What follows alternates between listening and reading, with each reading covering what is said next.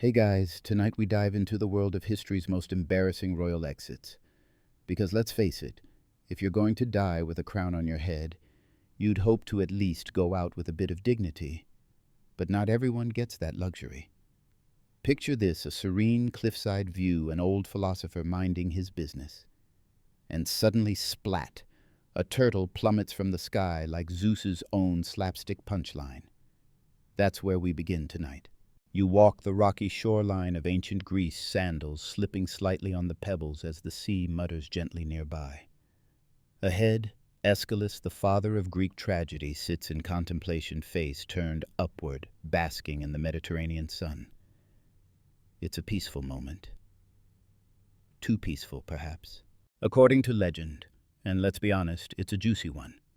Aeschylus met his demise not by sword, not by poison, but by tortoise. Specifically, a tortoise dropped from above by a hungry eagle.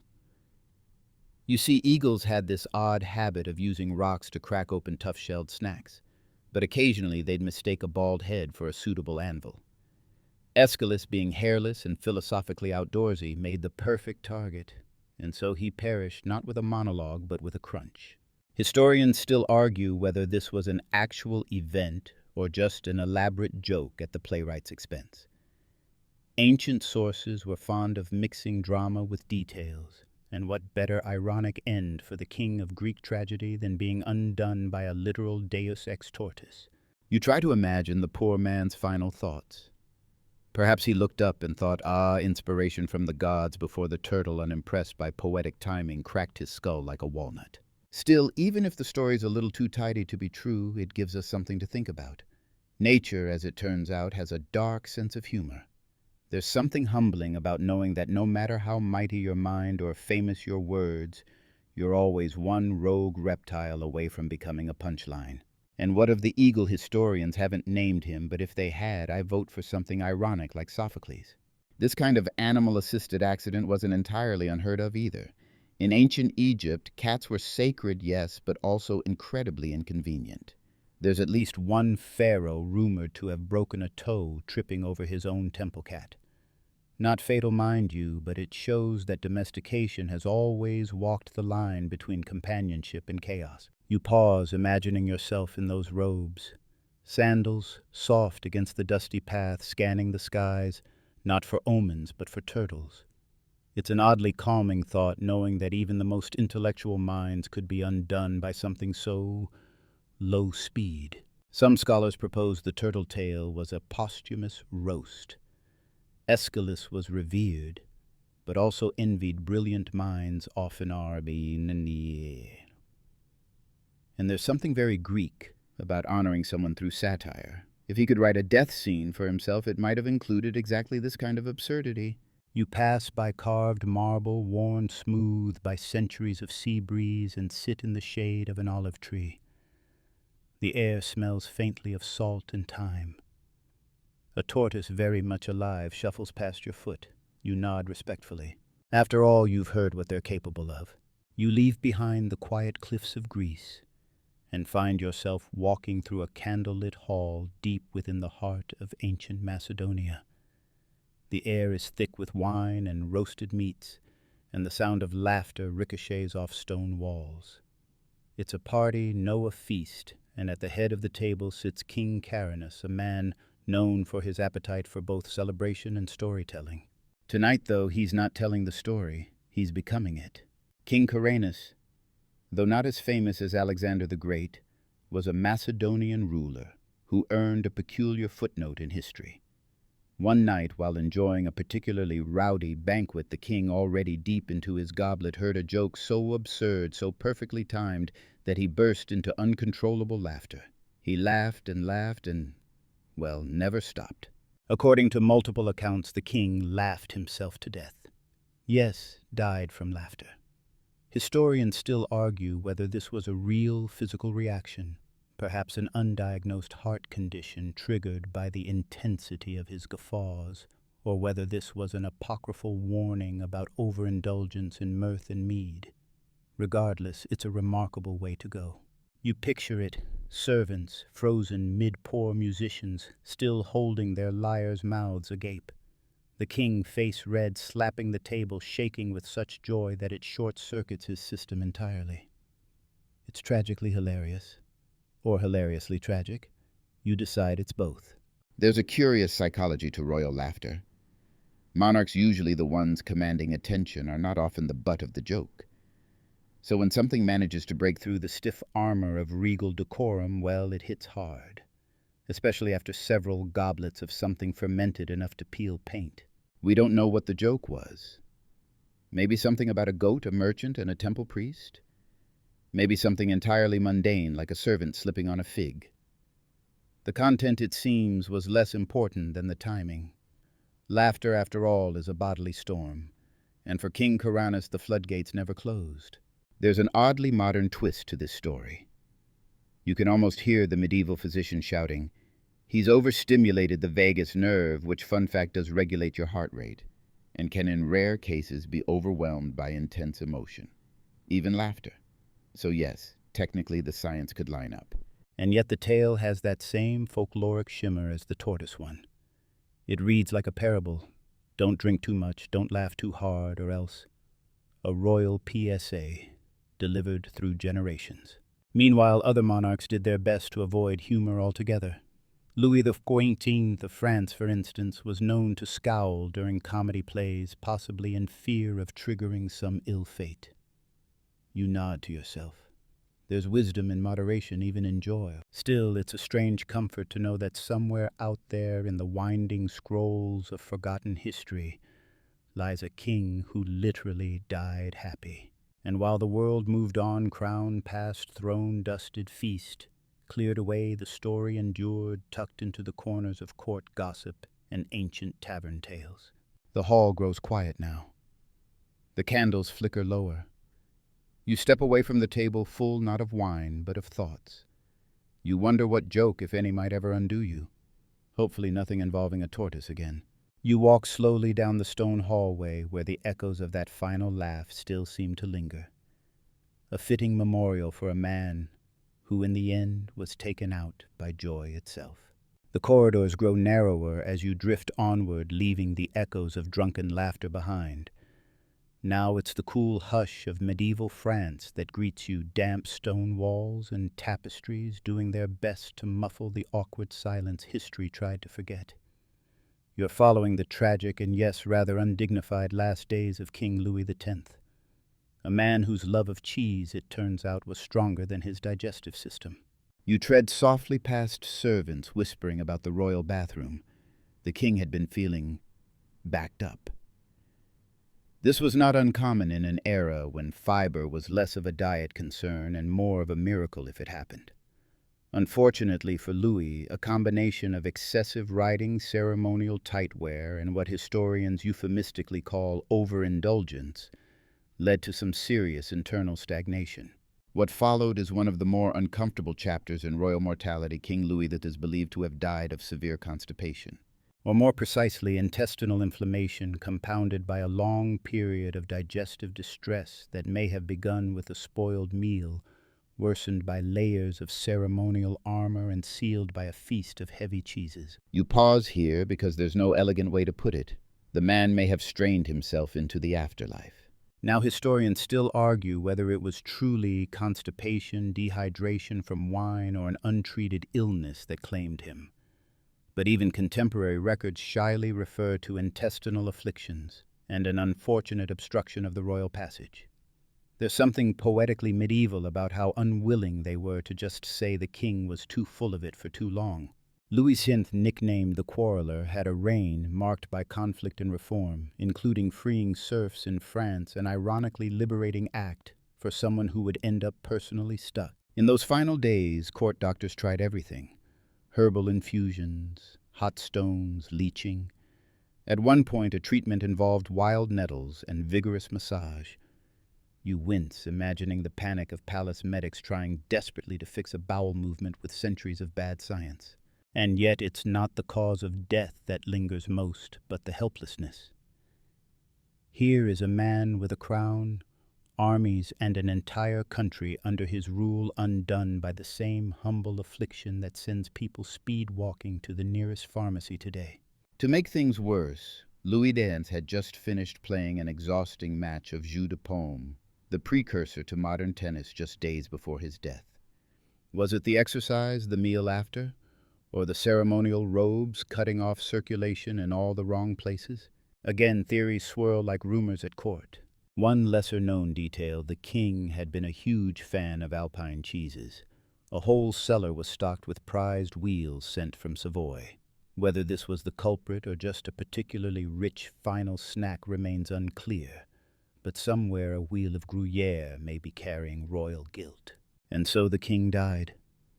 The throne passed on the rumors stuck around, and Louis XI became a cautionary tale in how even monarchs can be humbled by their own guts.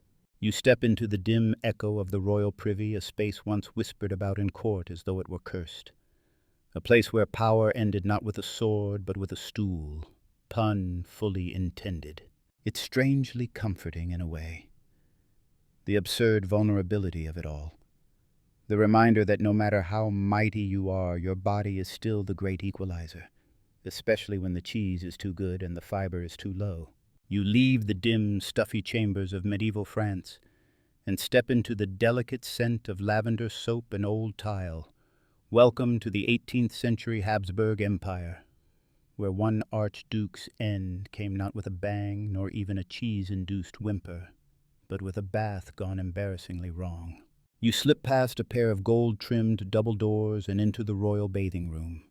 Marble floors, porcelain tub, gilt mirrors, the whole scene exudes pomp. But tonight's story is less about luxury and more about how one nobleman managed to drown while sitting down. Archduke Sigismund of Austria, a minor Habsburg figure in the family's sprawling and overcomplicated tree, had a deep affection for hot baths. Like many of his contemporaries, he believed soaking in warm water was key to balancing the bodily humors. Blood phlegm, black bile, and yellow bile, because nothing says wellness like marinating your entire self like a beef shank. But Sigismund was also fond of mixing his baths with, let's say, mood enhancers. Wine oils, sometimes even mild opiates. You can practically hear the gentle slosh of rosewater and the clink of a goblet as he reclines deeper into the steam. Unfortunately, on one particularly relaxing evening, he may have reclined a little too deeply. The story goes that he was found slumped, head gently bobbing over the rim of the bath, having fallen asleep, or passed out only to slowly slide beneath the surface of the water. Quiet, tragic, and spectacularly embarrassing. Historians still argue over the exact cause. Did he faint from the heat? Did he fall asleep after too much mulled wine? Or was it a sudden heart failure disguised by the stillness of the bath? Some even suggest he may have had a seizure, but what's certain is that his attendants trained to wait for a bell, not barge in, arrived too late. It's worth remembering that the Habsburgs had a long track record of unfortunate ends. One relative was impaled by a garden fence during a drunken hunt. Another choked on a goose liver pâté. Sigismund's watery end was just one more addition to a growing list of fatal farces that made even court historians wince. And it's not just the death that makes this tale a standout. It's the image a royal archduke surrounded by scented candles, dead as a doornail in a porcelain tub with one leg probably still perched elegantly on the rim.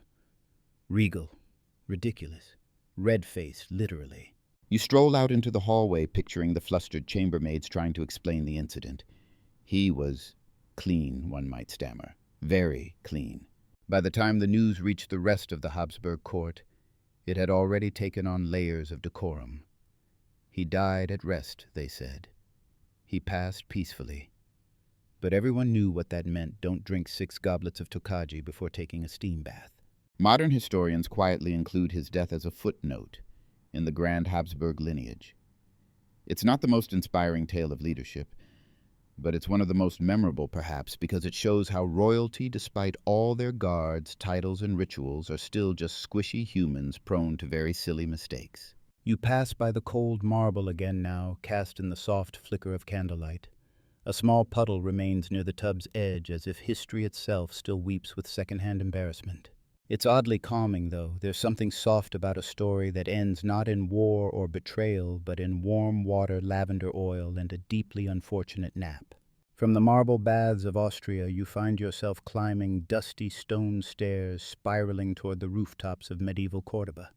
The wind picks up as you reach a balcony lined with mosaics and exotic birds in cages.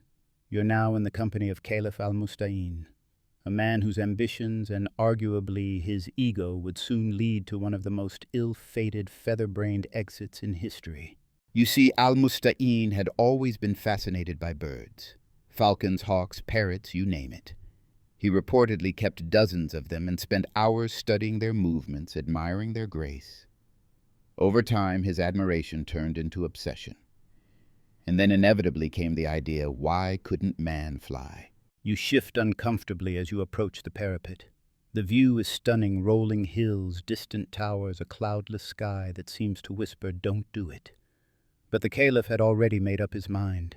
Inspired by the legend of Abbas ibn Firnas, a Muslim polymath who centuries earlier had made a gliding attempt with wings sewn from silk and eagle feathers, al-Musta'in decided he too would take to the skies. Only this time there would be a twist. He wanted it done grander. So his servants built him a suit of wings. Made from wood cloth and hundreds of carefully arranged peacock feathers, it was equal parts flight machine and fashion statement. He also insisted on a full ceremonial audience. Nobles' advisors, even a few skeptical engineers, were invited to watch history unfold or unravel.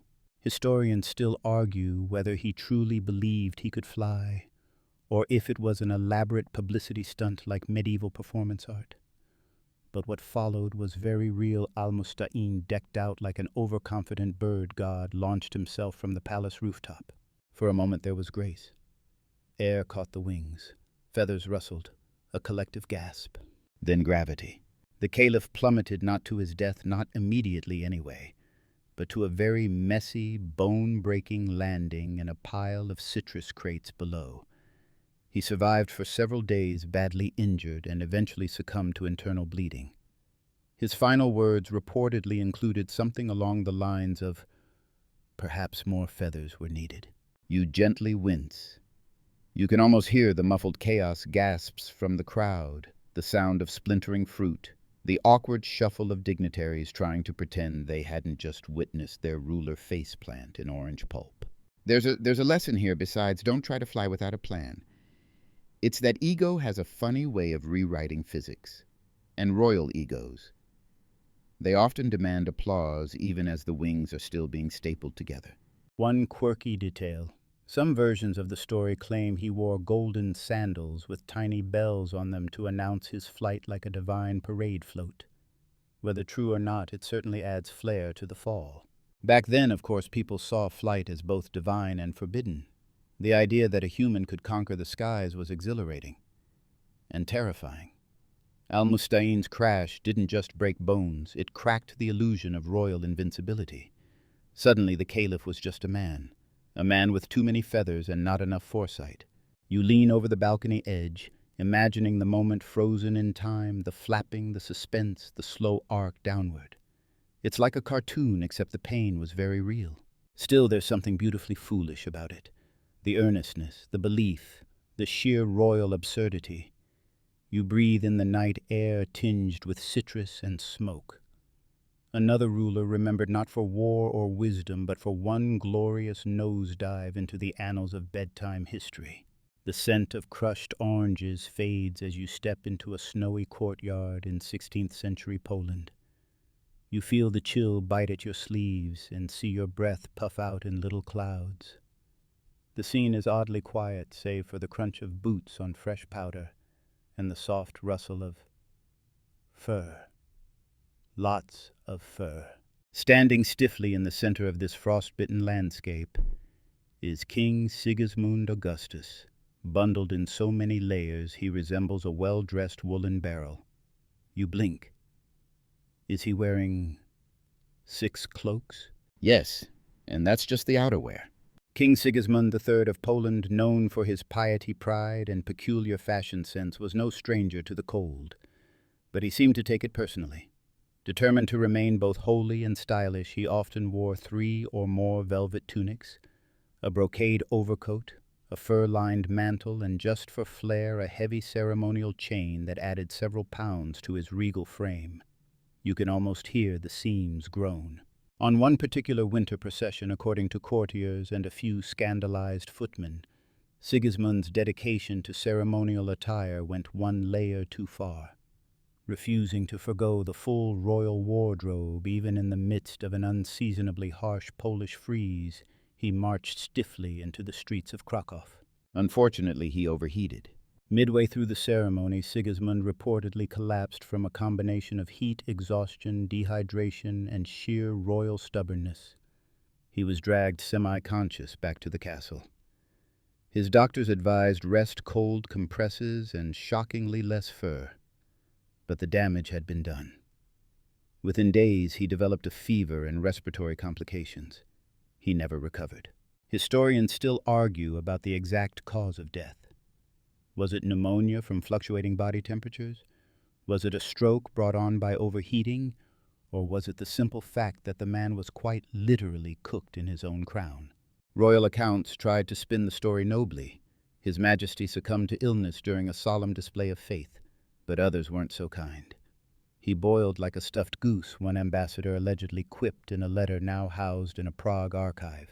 There's a lesser-known detail, too. Sigismund had recently commissioned a new ermine-lined robe rumored to weigh over 40 pounds. It arrived just weeks before his final outing. Some suggest he insisted on wearing it to debut the look despite warnings. It's hard to say what's worse, dying from too much cheese or too much wardrobe ambition. You pause beside a stone fountain iced over and dusted with snow. It's oddly poetic, the man obsessed with dignity and image, ultimately brought down by the very symbols of his status. And while he may have ruled with power, pageantry, and prayers in the end, it was his refusal to dress down that became his final legacy. A monarch felled not by sword, but by style. You exhale, watching the mist swirl in the cold. A procession moves past, silent and slow cloaks billowing in the wind, but none quite as heavy as Sigismund's final fashion statement. The snow melts from your boots as you step into the dimly lit halls of a Byzantine palace. Gilded mosaics shimmer faintly above your head, torchlight flickering against images of saints, emperors, and one rather unfortunate dinner party. You follow the scent of roasted meat and incense to a long table set with all the finery of imperial grandeur. Tonight you're dining with Emperor Basil. I thought this will be his last meal. Basil, the first founder of the Macedonian dynasty, was no stranger to theatrics. He rose from lowly stable boy to emperor, wooed the empress, and ruled with both cunning and charisma. But for all his military brilliance, he had one tragic blind spot: peacocks. Not the birds themselves, mind you, but their presentation on the plate. Peacock was a prized delicacy in the Byzantine Empire, served roasted and resplendent, often with its brilliant feathers reattached for dramatic effect. It was the medieval version of haute cuisine. It's said that Basil insisted on having it at nearly every banquet, declaring it the most regal of meats. One night, after a particularly successful court gathering, Basil indulged perhaps too eagerly in his favorite dish. Reports say he began to feel unwell shortly after the meal. Sharp stomach pains, cold sweats, disorientation. Within days, the emperor was dead. The cause possibly food poisoning. Historians still argue over what exactly went wrong. Some blame undercooked peacock meat, tough, gamey, and difficult to prepare without modern standards. Others suspect spoiled sauces or contaminated wine. A few even whisper that the peacock may have been laced with poison. After all, Basil had made plenty of enemies in his rise to power, and accidental banquet deaths were practically a subgenre of Byzantine politics. You can almost hear the imperial physician mumbling excuses while court officials shift nervously in their seats. Was it a tragic culinary mishap, or a carefully timed elimination disguised as indigestion? One lesser-known detail: Basil had recently reprimanded his head cook for serving lukewarm fig paste. Coincidence? Maybe. But in a palace where spices cost more than gold and chefs held as much influence as bishops' kitchen grudges could be deadly.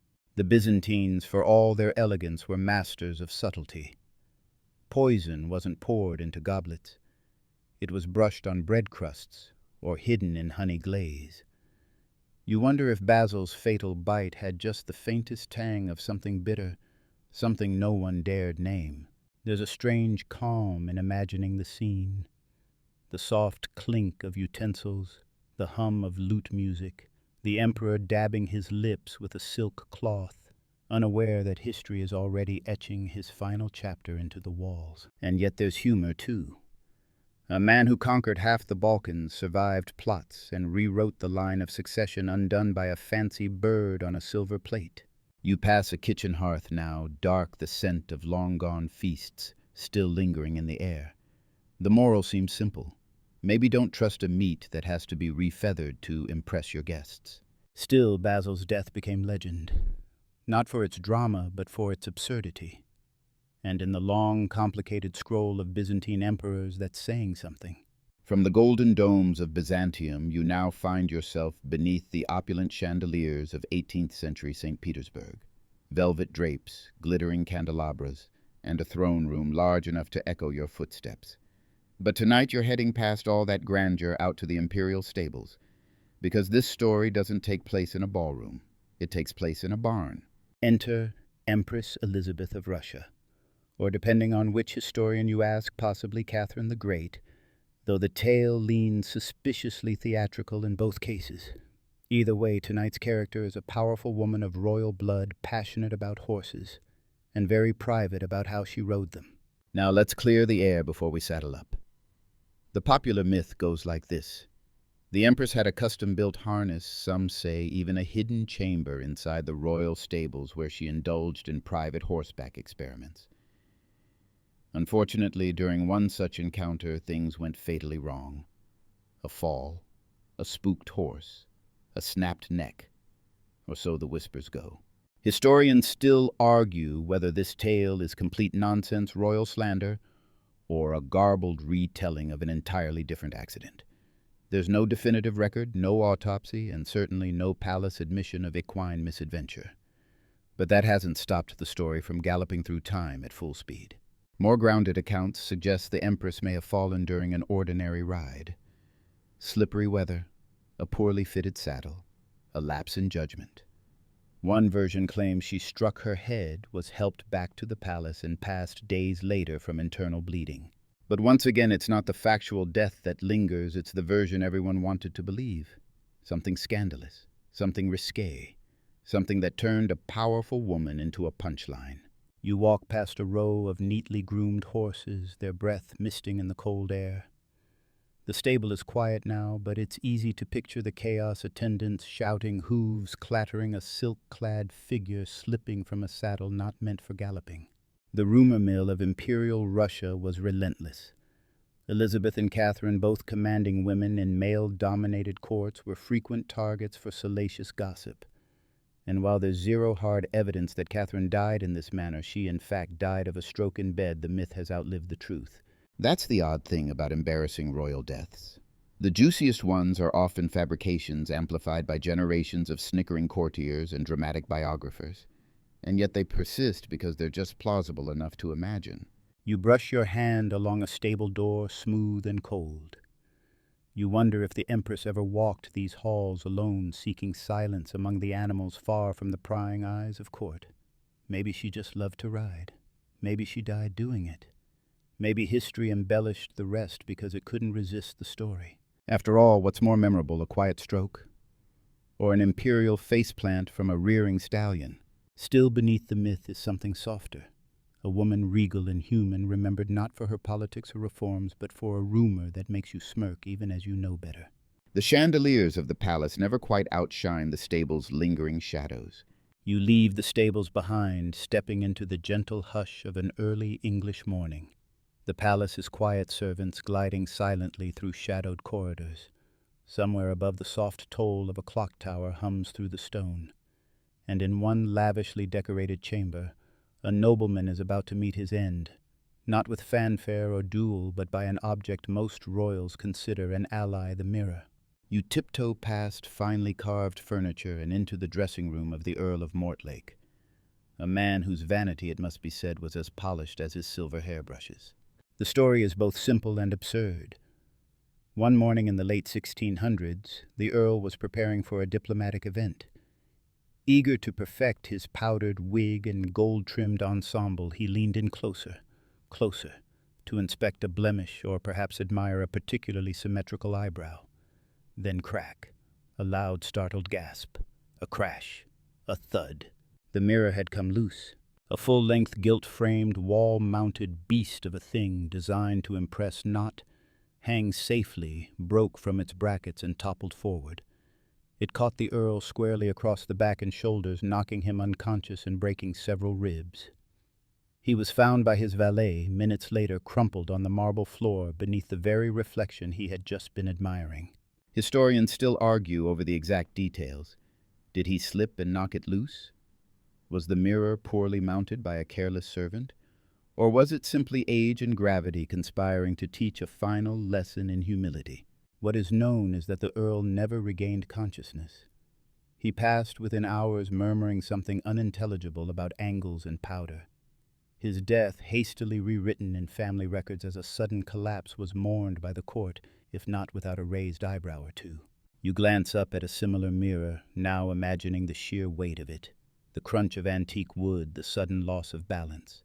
It's a strange death, not dramatic, not scandalous, just awkward and unfortunate, and yet in its own way poetic.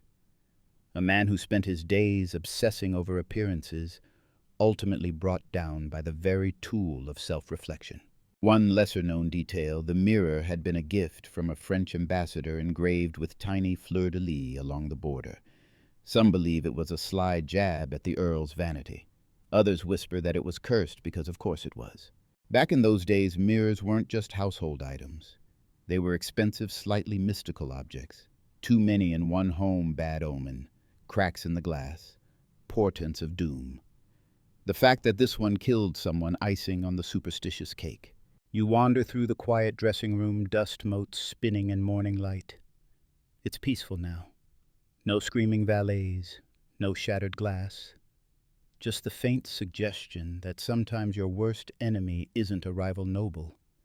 It's the weight of your own reflection. You pause at a nearby wall hook, still empty. Maybe no one ever dared hang another mirror there again.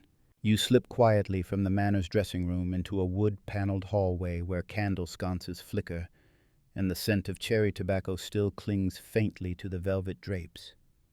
You're in the 18th century countryside now, somewhere between Austria and Bavaria, where two minor nobles are about to prove that the only thing more dangerous than royalty is royalty with too much brandy. This is the tale of Baron Dietrich von Eltz and Count Rupert of Hohenstein, two aristocrats whose friendship was held together by wine, chess, and the occasional very public argument. On one particularly frosty evening, in front of a crackling fire and half a dozen slightly alarmed onlookers, things took a turn. The Baron accused the Count of cheating during a chess match. The Count, already 3 goblets deep into a potent mulled cider, responded by throwing a candied chestnut. This, as far as duels go, was not standard protocol, but they were too drunk for formality and far too committed to pride. They declared a duel, right there, in the parlor, with swords, pistols, no fireplace pokers. Now historians still argue whether it was truly a duel or just an exaggerated scuffle between two drunk men with terrible balance and worse reflexes. But what's documented somewhat sheepishly in estate records is this. Both men slipped simultaneously, tripped over a fur rug, and collapsed backward down a short staircase. Only one made it to the bottom in one piece. The other bruised ribs, a fractured collarbone, and a blow to the head that would prove fatal by morning. To this day, the exact winner of the chess match is unknown. The board was scattered, the brandy was spilled, and the surviving noble, when asked what had happened, is said to have muttered, "I think the bishop took the king." You pass the scene now, a curved wooden stair, oddly shallow and charmingly unsafe. A silver-framed portrait of one of the duelists painted before either had developed the fine red noses of late-stage aristocracy. The moral of this story: perhaps it's that honor is a terrible drinking game, or that rugs should always be tacked down, or maybe it's just a reminder that pride, like gravity, doesn't discriminate between barons and butlers. One detail often left out the duel was watched by a servant boy who later became a steward, and he told the tale with slight embellishments at every inn he visited. That's likely how the duel of the drunks became legend. It's oddly soothing imagining two overdressed men swinging fireplace tools at each other before tripping into a slow-motion tumble down 5 awkward steps. Regal, numb, relatable, almost distressingly so. You glance down the stairs once more, picturing the final clumsy descent, the silence after, the echo of one noble snoring gently, while the other begins a slow, dignified moan. History doesn't always need swords or schemes. Sometimes it just needs a rug, some rum, and a total lack of common sense. You leave behind the candlelit staircase, the echo of tumbling nobles still bouncing gently through your thoughts, and find yourself seated at a long, regal dining table. Polished silver crystal goblets, chandeliers trembling with the flicker of 100 candles. You're in the court of King Adolf Frederick of Sweden, a monarch best remembered not for war or reform, but for his catastrophic commitment to desert. The year is 1771. The king, already in his 60s, is celebrating Shrove Tuesday, also known as Fat Tuesday, a time to feast heartily before the Lent fast begins. And feast he did. By all accounts, King Adolf had a hearty appetite, but on this particular evening, he seemed determined to embody the holiday's spirit to the fullest extent possible. His final meal included lobster caviar kippers, sauerkraut boiled meats, and most fatefully 14 servings of semla. Semla, a delicious Swedish pastry consisting of a cardamom-spiced bun filled with almond paste and topped with whipped cream. Rich, fluffy, deceptively light. Easy to eat, harder to stop. Especially if you're the king and no one dares say, maybe hold off on number 12. After his enormous dinner, the king began to feel unwell. Abdominal cramps, tightness in the chest, then dizziness. He retired to his chambers, and hours later passed away. Historians still argue about the precise cause. Was it a heart attack? A stroke? Acute indigestion made worse by overexertion and sugar overload. Some suggest he had a pre-existing condition. Others insist the cause was, as recorded in contemporary sources, a digestive problem brought on by excessive consumption.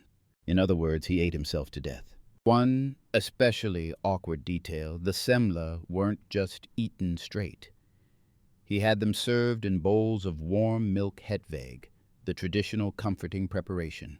That means his final moments weren't just overloaded with cream and sugar, they were soaking in dairy. You imagine the king leaning back in his chair, belly round as a musket ball, sighing deeply, completely satisfied, until slowly the satisfaction sours. And yet there's something almost charming about it. A man who ruled a nation surrounded by politics responsibility and the weight of crowns undone, not by conspiracy or battlefield treachery, but by desert. He was buried with full honors, of course. The official narrative made no mention of the 14 semla. But the court knew, the servants knew, and in quiet kitchens and crowded bakeries the tale spread like soft butter on a bun. One lesser-known tidbit: some Swedes still refer to semla as king's buns. In certain regions, a tribute tongue-in-cheek to the man who made the pastry infamous.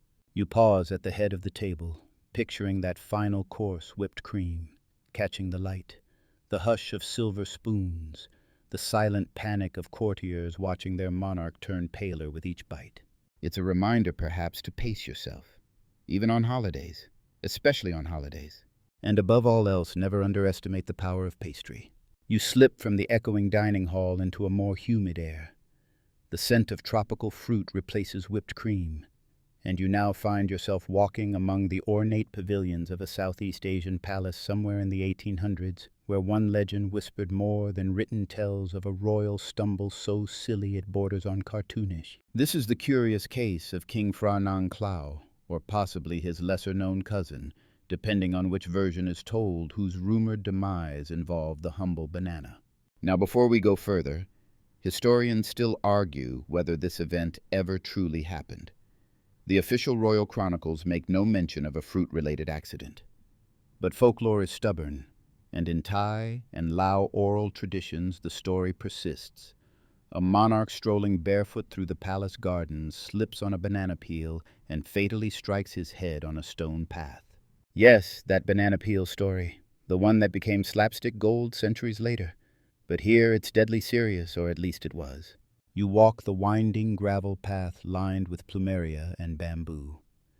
The sun glints through fronds above. It's easy to imagine a royal figure taking his morning walk, hands behind his back, mind adrift in state matters. And then whoosh, a sudden skid, a yelp, a thud, silence. The tale, as it's told in whispers, claims the peel had been discarded by a palace servant after breakfast. A misstep in protocol. Perhaps even sabotage, though that theory leans into melodrama. The more likely explanation: a tragic coincidence between breakfast and barefoot royalty. Of course, you might ask, why was the king barefoot? In Southeast Asian cultures, walking barefoot, even among royalty, is often a sign of reverence or simplicity. Particularly within palace grounds, shoes may have been removed before entering shrines or inner courtyards, which in this case made the banana peel even more treacherous. One quirky note: in some versions of the story, the banana was said to be overripe, the peel slick and glossy like wet lacquer. Other renditions claim it was a green plantain. The level of detail is suspiciously specific, as if storytellers really wanted you to know this was one slippery situation. And yet it's more than just a joke. The story has legs, slippery ones, because it touches something universal. The idea that even the most powerful can be undone by the most ridiculous of causes. Some folklorists suggest this tale was created as a soft rebellion, a way for common people to laugh quietly at the idea that even kings can fall like anyone else. It's satire with a banana peel. You pause by a moss-covered stone, perhaps the very one where the unfortunate skull made contact. A palace guard might have found him moments later, unsure whether to call for help or grab a broom. There's no tomb that boasts of this fate. No statue commemorates the king who slipped. But in village jokes, schoolyard stories, and a few stubborn footnotes in royal rumor collections, the tale has survived. Because sometimes history prefers the absurd over the accurate. You step gingerly as you continue down the path, eyes on the ground just in case. And somewhere a monkey in the trees above chortles knowingly. The tropical air cools as you follow a trail of music and incense drifting eastward across the subcontinent. Now you're surrounded by elephants draped in crimson silk garlands of marigolds hanging from carved archways, and the steady rhythm of drums echoing across the palace grounds. You've arrived in the heart of 17th century India just in time for a royal parade and an emperor's final accidental bow. This is the story of Maharaja Pratap Singh, a ruler beloved for his generosity, famed for his pageantry, and tragically remembered for being trampled by his own entourage. The occasion, a grand festival marking the end of monsoon season. Every year the court would hold a lavish elephant procession through the streets of the capital, drummers, dancers, jugglers, and of course elephants, painted in dazzling patterns and gold-laced armor. It was meant to showcase the unity and strength of the kingdom. It ended up showcasing a massive logistical failure. You walk along the route, now brick-lined and wide enough for a full parade. But even here, it's easy to imagine how things might have gone wrong. Too many animals, too many horns, not enough coordination. According to multiple regional accounts, the Maharaja decided against the advice of his generals to walk ahead of the elephants on foot as a symbolic act of humility. Noble, yes. Sensible, less so. A sudden sound spooked the lead elephant. Some say a child's firecracker. Others blame a monkey swinging from a tree and knocking over a ceremonial drum. Whatever it was, the reaction was immediate. The animal reared. The others panicked. And in the chaos that followed, the royal procession surged forward like a thunderstorm of tusks and tassels. The Maharaja was caught in the crush, knocked down, and despite efforts to pull him to safety, was struck by at least one panicked elephant. He died later that night from internal injuries. Historians still debate whether he was trampled directly or injured during the initial stampede. Some even suggest a ceremonial howdah, a kind of ornate saddle, came loose and fell on him. But all versions agree it was the parade that killed him. And so the man known for his meticulous public ceremonies met his end in the most chaotic display of all. One lesser-known detail, the Maharaja had been working closely with local architects on a new temple pavilion, and had insisted the elephant procession pass directly in front of the construction site for good fortune. The irony was not lost on anyone. You pause at the edge of the parade path where flower petals still dot the ground. A trumpet echoes faintly through the trees this time, from a calm, well-behaved elephant chewing sugarcane in the distance. There's something painfully poetic in the whole affair. A man trying to lead with humility crushed by the very spectacle meant to honor him. It's a reminder that grand gestures, no matter how well-meaning, often come with unpredictable consequences, especially when elephants are involved. And as the story passed from palace to village, it took on a strange kind of reverence. The tragedy became lesson, the man became legend, and the procession was eventually moved indoors. You step away from the dust and drums of the elephant parade and emerge into the neatly starched uniforms and cold steel of early 20th century Europe. The mood is no longer festive but crisp, militaristic. You're now in a parade ground somewhere in Eastern Europe, perhaps Austria-Hungary, perhaps one of the Balkan kingdoms where the fate of a royal figure would be sealed by a belt, a saber, and a zipper that simply refused to cooperate. Meet King Alexander I of Serbia, though. Some versions pin this story to a minor royal cousin from Montenegro. Either way, this monarch's final misstep lies not in policy or politics, but in wardrobe. It was the dawn of a new century. The king, determined to project strength and modernity, had just commissioned new military uniforms for his elite honor guard. Naturally, he insisted on wearing the prototype first, an immaculately tailored outfit complete with a freshly imported German zipper, a relatively new invention at the time, ceremonial sash, and an intimidatingly long officer's saber. Unfortunately, zippers in those days were still a bit temperamental. According to multiple army diary entries and hushed court recollections, the king struggled to fasten his tunic moments before leading a grand military inspection. Aides-de-camp offered help. The king, proud and bristling with nationalism, refused. "A monarch zips himself," he reportedly muttered. Finally, with a grunt and a tug, the zipper snapped shut. But in doing so, it caught the edge of his sash, which was looped around his saber hilt, which was in turn tied to his belt in some overly elaborate ceremonial flourish. The result: a cascade of tangled fabric, a sudden twist of the torso, a misstep, and crack! The king toppled from the reviewing platform in full view of his assembled troops. The fall wasn't far, but he landed awkwardly on his back, striking the base of his skull on the wooden edge of the stage. Knocked unconscious immediately, he never awoke. He died hours later, surrounded by stunned generals and one extremely distraught tailor. Historians still argue whether it was truly the fall that killed him, or whether a latent medical condition made the injury fatal. Some even whisper of assassination. But really, when a man tangles himself in his own zipper, most conspiracies lose steam. One often overlooked detail: the parade was meant to unveil a new national anthem. It was played anyway over the shocked silence of a military rank still unsure whether they had just witnessed an accident or a new form of ceremonial dismount. You step to the edge of the parade platform now, staring down at the few shallow steps that became a king's undoing. A gust of wind catches a loose flag and flaps it sharply as if in mocking applause. There's a strange dignity in this ridiculousness. A monarch who insisted on self-reliance felled by the exact combination of ego fashion and faulty engineering that defines the human condition. And somewhere in a dusty uniform archive, that cursed zipper might still sit silent, twisted, smug. You step down from the parade platform, your boots crunching faintly on gravel, and follow the sound of clapping, slow, rhythmic, reverent. But it isn't a celebration. It's a performance. You've arrived in ancient Rome under a burning Mediterranean sun where marble colonnades cast long shadows and senators fan themselves with olive branches. You're just in time to witness the final ovation of a man who perhaps more than any other was destroyed by his own ego. This is the strange tale of Emperor Claudius II, or possibly his predecessor Tiberius Claudius Nero, depending on which version you trust. But the version that endures is this: an emperor who died from too much applause. The scene is a theater, naturally.